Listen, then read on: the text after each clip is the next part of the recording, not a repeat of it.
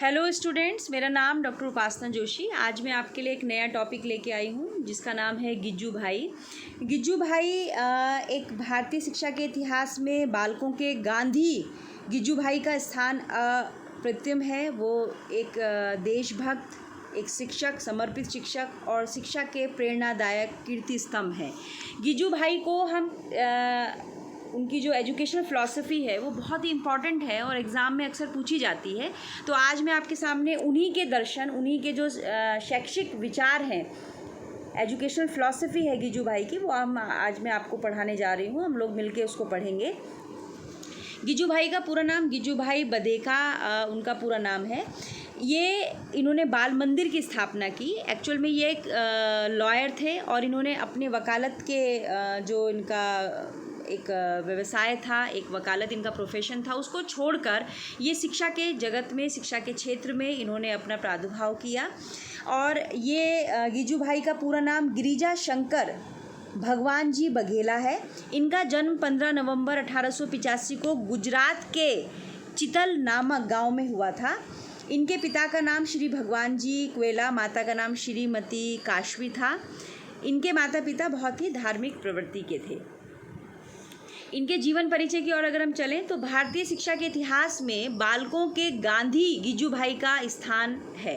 यानी कि इनको बालकों के, बच्चों के गांधी के रूप में इनके नाम को जाना जाता है। ये बहुत ही व्याख्यात देशभक्त हैं, समर्पित शिक्षक हैं और शिक्षा के प्रेरणादायक कीर्ति स्तंभ हैं।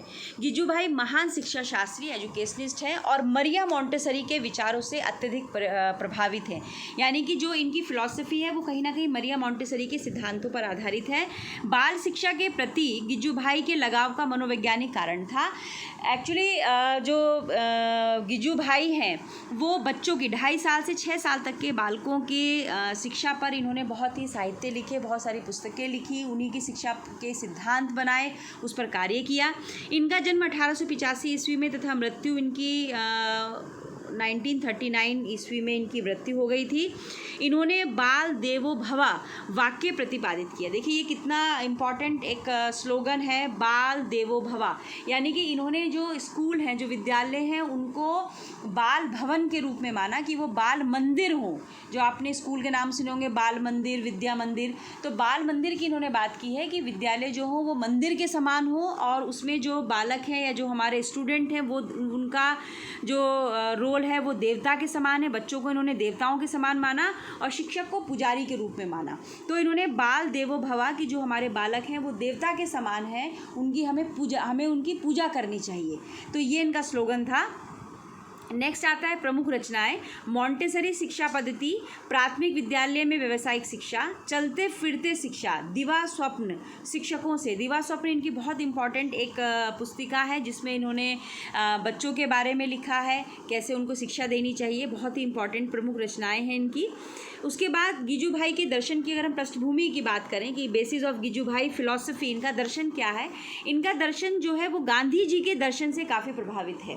गिज्जू भाई की दार्शनिक विचारधारा का जो मूल है, जो जड़ है, उसमें गांधी जी का दर्शन है। मैंने आपको पहले भी पढ़ाया है कि गांधी जी का जो सर्वांग योग दर्शन है ना, उनके जो फिलॉसफी है उसमें बच्चों के मनोवैज्ञानिक, बच्चों की रुचियों अभिरुचियों को के सिद्धांत पर आधारित है और बच्चों को बेसिक शिक्षा, बच्चों को स्वावलंबी बनाया जाए, बच्चों को ऐसी शिक्षा दी जाए जो लर्निंग बाय डूइंग के कॉन्सेप्ट पर आधारित हो और उनके जो उनके मूल्य थे, वैल्यूज़ थी गांधी जी की, सत्य, अहिंसा, प्रेम, करुणा, उदारता, मनुष्य के बीच पारस्परिक सम्मान, मानव सेवा, श्रम का महत्व, श्रम व धन में समन्वय, स्वावलंबन आदि गांधी जी के दर्शन के आधार हैं। हमने कहा था कि उनका जो दर्शन है वो जो मूल्य हैं उन पर आधारित है। वो जो मूल्य हैं वो सत्य, अहिंसा, प्रेम, करुणा है। यानी कि हमें सदैव सत्य बोलना चाहिए, हमें हिंसक नहीं बनना चाहिए, अहिंसा का पालन करें, प्रेम का भाव हो, करुणा हो, ये जो इमोशंस है ये हमारे अंदर होने चाहिए। मनुष्य के प्रति एक मानव सेवा का भाव हो। ठीक है। तो जुगतराज भाई देवे ने गिज्जू भाई को बालकों के गांधी के नाम से भी संबोधित किया, यानी कि बच्चों का गांधी इन्होंने गिज्जू भाई को कहा। ये बहुत ही इंपॉर्टेंट लाइन है। गिज्जू भाई के संदर्भ में मॉन्टेसरी के विचारों से बहुत प्रभावित थे। एक्चुअली जो मरिया मॉन्टेसरी के जो विचार हैं, जो सिद्धांत हैं, जो कि बालक को कैसे उनका विकास करवाया जाए, बालक का कैसे इंडिविजुअल डेवलपमेंट किया जाए। देखिए फ्रोबेल का जो बालकों के प्रति जो था फ्रोबेल की, वो बच्चों को ग्रुप में पढ़ाकर सामाजिक उसका सोशल डेवलपमेंट की बात की थी। यहाँ पर इन्होंने बालकों के इंडिविजुअल डेवलपमेंट की बात करी है कि बच्चों के इंडिविजुअल डिफरेंस को टीचर जाने और उनकी इंडिविजुअल ग्रोथ करे। इसलिए इन्होंने मॉन्टेसरी संघ की स्थापना की। इन्होंने कहा कि शिक्षण मॉन्टेसरी विधि है, उपकरणों को आधार बनाकर शिक्षा देनी चाहिए, क्योंकि हमने जो मॉन्टेसरी विधि है उसमें हम बच्चों को इंस्ट्रूमेंट की सहायता से, उपकरणों की सहायता से हम उनको शिक्षा प्रदान करते हैं, जिससे कि बालक केवल उनको लर्निंग बाय डूइंग, उनसे क्रिया करे, है ना, अनुभव जो है प्राप्त करे और तब बालक उसके कंसेप्ट को समझे। तो ये चीज़ इन्होंने बहुत ही इंपॉर्टेंट करी। तो इनका जो शिक्षण है वो मॉन्टेसरी विधि है और उपकरणों का आधार बनाकर ही शिक्षा देने के पक्षधर थे। गिजुभाई के अगर हम दार्शनिक विचारों की बात करें तो गिजुभाई के अनुसार इस सृष्टि का जो निर्माणकर्ता और संहार करता है वो ईश्वर है। यानी कि वो कहते हैं कि जो इस ब्रह्मांड को, इस संसार को जिसने भी बनाया है वो गॉड है। यानी कि इनकी विचारधारा पर कहीं ना कहीं आदर्शवादी, इनकी जो विचारधारा है वो उसका जो बेस है वो कहीं ना कहीं आदर्शवादी विचारधारा है। तो इसीलिए इन्होंने कहा है कि जो मानव जीवन का अंतिम लक्ष्य है, जो the ultimate aim of human life है, वो गॉड की प्राप्ति है, ईश्वर की प्राप्ति है। गिजुभाई के अनुसार धर्म और नैतिकता मानव जीवन के आधार हैं। गिजुभाई के शैक्षिक विचार की अगर हम बात करें, educational philosophy, educational ideas of Gijubhai उच्च कोटि के हाईएस्ट लेवल के एजुकेशनिस्ट थे। उन्होंने शैक्षिक चिंतन में बालक को अत्यंत महत्वपूर्ण स्थान दिया। इनके शैक्षिक विचार निम्नलिखित हैं। एक्चुअली इनका जो सिद्धांत, इनका जो फिलॉसफी है वो उसका जो आधार है वो मनोविज्ञान है। मनोवैज्ञानिक सिद्धांतों पर आधारित इनके शैक्षिक विचार हैं। इसीलिए इनके जो शिक्षण में, इनके जो फिलॉसफी में जो बालक का स्थान है, यानी एजुकेशन में जो द रोल ऑफ चिल्ड्रन है वो सेंटर पॉइंट पर है, उसको उन्होंने मुख्य माना है ना। आज के मॉडर्न कॉन्सेप्ट के हिसाब से भी जो चाइल्ड सेंटर्ड एजुकेशन है उसी को इन्होंने इम्पोर्टेंस दी है। इसमें इनके शैक्षिक विचार निम्नलिखित है। नंबर 1, बाल स्वतंत्रता का सिद्धांत। इन्होंने कहा है, गिजुभाई ने कहा कि बालक को पूर्ण स्वतंत्रता प्रदान की जानी चाहिए। बालकों पर हमें अपनी इच्छाओं और निर्णयों को नहीं लादना चाहिए। बाल सम्मान का सिद्धांत। गिजुभाई बालकों को बहुत सम्मान देना चाहते थे। उनका कहना था कि बालकों को सम्मान की दृष्टि से देखने से उनका विकास होता है ना। उन्होंने कहा कि बालक के, गिजुभाई ने अपने उसमें कहा कि अगर हम बच्चों को किसी भी कार्य में हम उनको रखना चाहते हैं, यानी कि हमें बच्चों की सेल्फ रिस्पेक्ट को हर्ट नहीं करना चाहिए, लेकिन उनको हमें सम्मान की दृष्टि से उनको हमें सम्मान देना चाहिए, प्राथमिकता देनी चाहिए, तभी बालक का इंडिविजुअल डेवलपमेंट जो है वो विकास बालकों का बहुत ही अच्छा हो सकता है। स्वावलंबन का सिद्धांत, यानी कि शारीरिक, मानसिक सभी क्रियाओं को बालकों को स्वयं करने के लिए प्रेरित किया जाए। स्वावलंबन यानी कि बच्चे किसी के ऊपर डिपेंड ना हो, वो अपना कार्य खुद करें।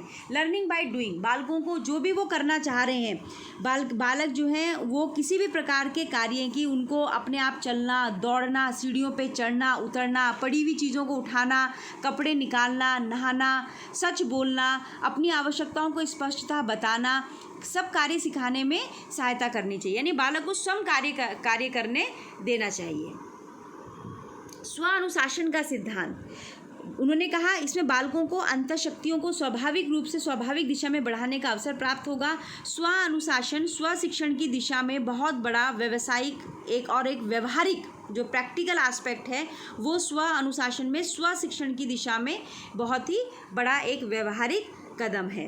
बाल अभिव्यक्ति का सिद्धांत। इसमें इन्होंने कहा कि बच्चों को बाल कथा, बाल नाटक, लोकगीत, लोक कथा, कला संग्रह आदि को अभिव्यक्त करने का सबल माध्यम उन्होंने बताया कि गिजुभाई ने बाल कथा, बाल नाटक इन सबको एक सबल माध्यम बताया जिससे बच्चा अपनी अभिव्यक्ति कर सकता है ना। इंद्रिय प्रशिक्षण का सिद्धांत। बालक के सर्वांगीण विकास के लिए इंद्रिय प्रशिक्षण, यानी कि जो हमारी सेंस ऑर्गन होती हैं उनकी ट्रेनिंग अनिवार्य बताई है। इसके लिए उन्होंने कहा कि बच्चों को बालक के सर्वांगीण विकास के लिए हमें उन्हें इंद्रिय प्रशिक्षण देना चाहिए। गिजुभाई ने 2.5 साल से या कई पुस्तकों में 3 वर्ष से 7 वर्ष तक के बीच की अवधि को इंद्रिय प्रशिक्षण के लिए उपयुक्त बताया है। जब तक इंद्रियां सबल नहीं होती तब तक ज्ञान प्राप्ति की प्रक्रिया गतिमान नहीं हो सकती हैं। उन्होंने कहा कि बालक जो ज्ञान है, ज्ञान का जो द्वार है वो उसकी इंद्रियां हैं, इसलिए उनका प्रशिक्षण होना सबसे पहले बहुत ही ज़रूरी है। है।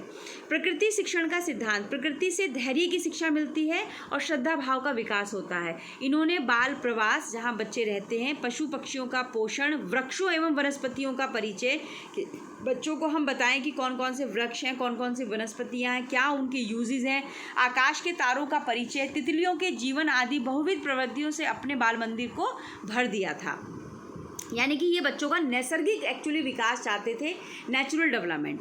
शिक्षा के उद्देश्य अगर हम देखें तो जो हम अक्सर पढ़ते हैं, शारीरिक विकास, बौद्धिक विकास, सांस्कृतिक विकास, जिसको हम physical development, intellectual development, cultural development, social development, नैतिक, मोरल एंड स्पिरिचुअल मूल्यों का विकास, नैतिक व आध्यात्मिक मूल्यों का विकास, सृजनशीलता का विकास, डेवलपमेंट ऑफ क्रिएटिविटी, श्रेष्ठ नागरिक गुणों का विकास, ये सब इन्होंने शिक्षा के उद्देश्य बताए। कि इस तरह से हम देखते हैं कि इन्होंने बालक के सर्वांगीण विकास की बात कही है। पाठ्यक्रम के अगर हम तरफ चलें, पाठ्यक्रम उद्देश्य उन्मुख होना चाहिए, यानी कि ऑब्जेक्ट ओरिएंटेड पाठ्यक्रम होना चाहिए।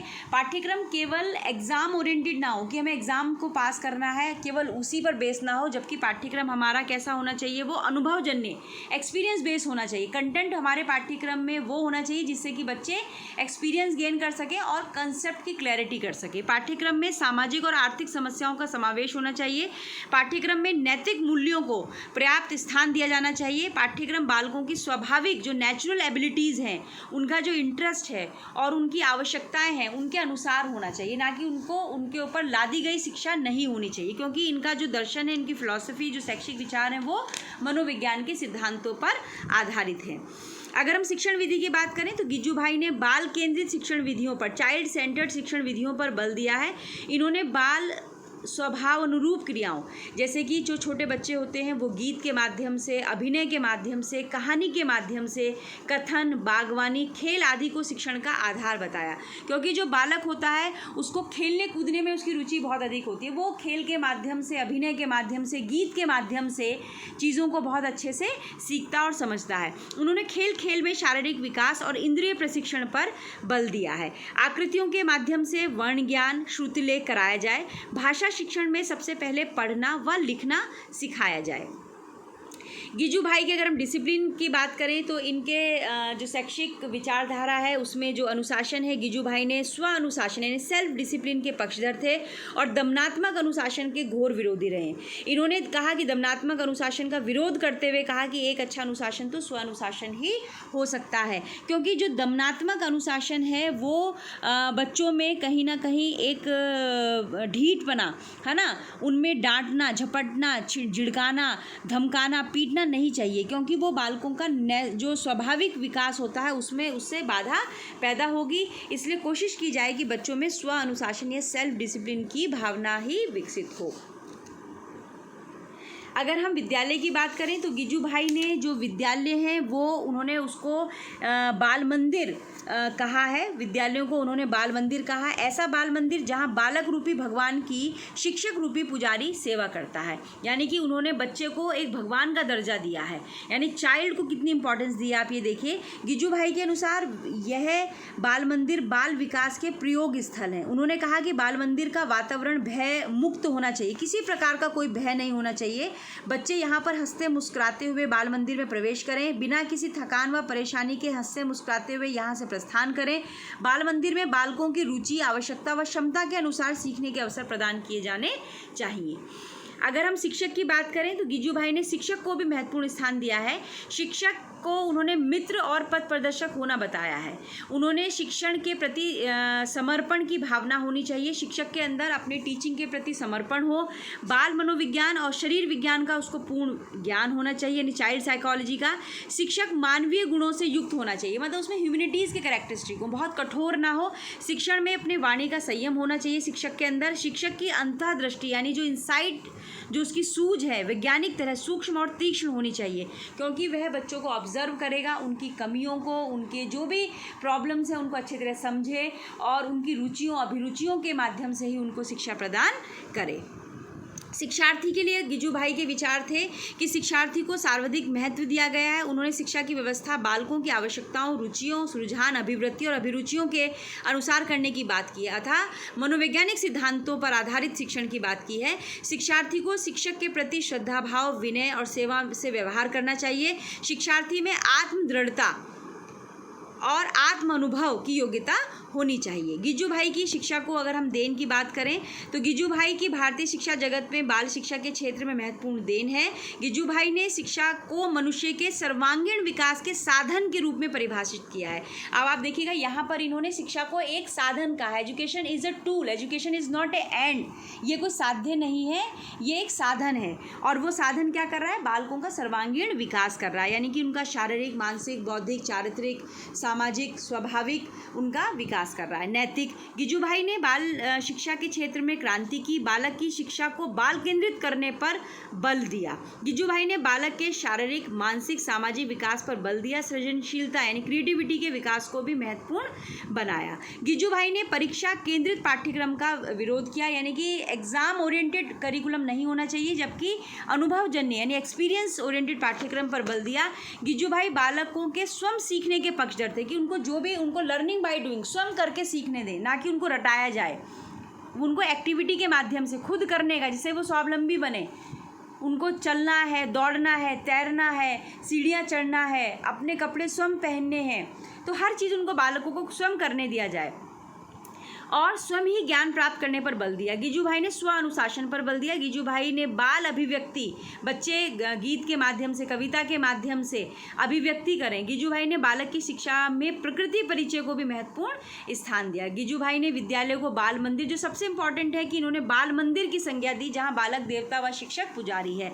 अभिभावकों को शिक्षक के पूरक के रूप में कार्य करना चाहिए। पेरेंट्स अपने बालकों के साथ प्रेम पूर्वक व्यवहार करें और उनको स्वतंत्र अभिव्यक्ति तथा सृजनात्मक कार्य करने के अवसर दे। देखिए, शिक्षा के माध्यम से बच्चा तभी उसका विकास होगा। इंडिविजुअल डेवलपमेंट की बात करें कि बच्चा अपने को, एजुकेशन क्या होता है, education is a manifestation of perfection, यानी कि जो उसके अंदर निहित शक्तियाँ हैं उनको, उनकी पूर्णता को प्रदान, उनको अभिव्यक्त करें, अभिव्यक्ति उसके अंदर आए, ये शिक्षा के उद्देश्य हैं। तो उन्होंने कहा कि स्वतंत्र अभिव्यक्ति तथा सृजनात्मक क्रिएटिव कार्य करने के बच्चों को अवसर देने चाहिए, शिक्षा का मेन रोल है। तो इस तरह से हम देखते हैं कि गिजू भाई ने शिक्षा के क्षेत्र में, बाल शिक्षा के क्षेत्र में क्रांतिकारी कार्य किए हैं। उन्होंने बाल मंदिर की स्थापना की है। उन्होंने बच्चों को एक देवता के रूप में माना है, यानी कि उन्होंने आज के मॉडर्न कॉन्सेप्ट के अनुसार जो चाइल्ड सेंटर्ड हम एजुकेशन की बात करते हैं उसके वो पक्षधर रहे हैं।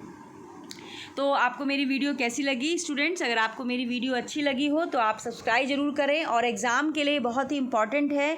गिजू भाई जो गुजरात के रहने वाले थे, एक वकील थे, वकालत छोड़ के उन्होंने शिक्षक का जो एक रोल प्ले किया और बालकों के गांधी के रूप में उनको जाना जाने लगा। तो ये बहुत ही इंपॉर्टेंट है। अगर आपको मेरी वीडियो अच्छी लगी सब्सक्राइब करें, लाइक करें, ताकि आपको मेरी नेक्स्ट वीडियो भी मिलती रहे, जिसमें हम आपको आगे के और भी जो हमारे एजुकेशनिस्ट रहे हैं उनके बारे में मैं आपको ज्ञान प्रदान कर सकूं। Thank you so much.